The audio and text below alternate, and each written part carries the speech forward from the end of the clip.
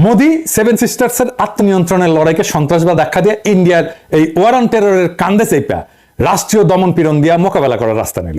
এই একই রাস্তা ধরল হাসিনা, বাংলাদেশের গণতান্ত্রিক লড়াইকে জঙ্গিবাদ আখ্যা দিয়ে নির্মূল করার রাস্তা ধরল হাসিনা।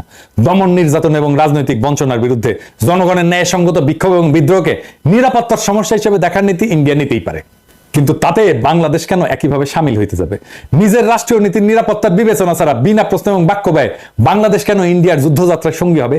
এইটার খেসারত ইন্ডিয়াকে কড়াই গন্ডায় গুনতে হচ্ছে। এই যে 15 বছর ধরে কাঁচা খোলা সমর্থন দিয়ে টিকায় রাখলো ইন্ডিয়া হাসিনাকে, এর জবাব কি? আমরা এর জবাব চাই ইন্ডিয়ার কাছে।